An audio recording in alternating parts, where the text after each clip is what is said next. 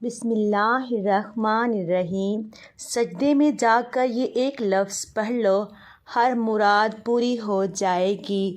زندگی کو دکھوں، پریشانیوں، مصیبتوں سے نکالنا چاہتے ہیں یا ایسا مسئلہ جو حل ہوتا ہوا نظر نہ آ رہا ہو، بس آپ یہ عمل کریں، چند دن بعد آپ کی زندگی میں خوشیاں بہاریں آ جائیں گی۔ یہ بہت ہی خاص، مجرب اور آزمودہ وظیفہ ہے۔ صرف ایک لفظ آپ نے سجدے میں جا کر پڑھنا ہے اور آپ کی ہر مراد پوری ہو جائے گی۔ وظیفہ شروع کرنے سے پہلے ایک بار درود ابراہیمی پڑھ لیجئے تاکہ ثواب حاصل ہو۔ اللہم صلی علی محمد وعلی آل محمد کما صلیت علی ابراہیم وعلی آل ابراہیم انک حمید مجید۔ اللہم بارک علی محمد وعلی آل محمد کما بارکت علی ابراہیم وعلی آل ابراہیم انک حمید مجید۔ سجدے میں جا کر صرف 21 مرتبہ پڑھیں، ہر مراد پوری ہو جائے گی انشاءاللہ۔ پیارے دوستو، جیسا کہ آپ سب جانتے ہیں، نماز کے بغیر کوئی بھی وظیفہ نامکمل ہے۔ آپ نماز پڑھیں، 5 وقت کی نماز پڑھیں۔ آپ جانتے ہیں نماز ہمیں بے حیائی اور برے کاموں سے روکتی ہے، اس لیے وظیفے کے ساتھ ساتھ نماز کی پابندی کریں، انشاءاللہ اللہ پاک آسانیاں فرمائے گا۔ ہر فرض نماز کے بعد سجدے میں جا کر اول آخر 3 بار درود شریف کے ساتھ یا ذوالجلال والاکرام 21 مرتبہ پڑھیں اور پھر اللہ رب العزت سے دعا کریں۔ انشاءاللہ ہر مراد پوری ہوگی اور رکاوٹیں دور ہوں گی۔ آزمودہ عمل ہے یہ، آپ ضرور کیجئے گا۔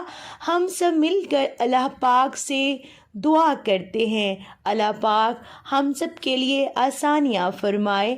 اے اللہ پاک، میرے سب معاملے تیرے سامنے عیاں ہیں، میں کچھ بھی کروں، کچھ بھی کہوں، تو ہر بات سے بخوبی آگاہ ہے۔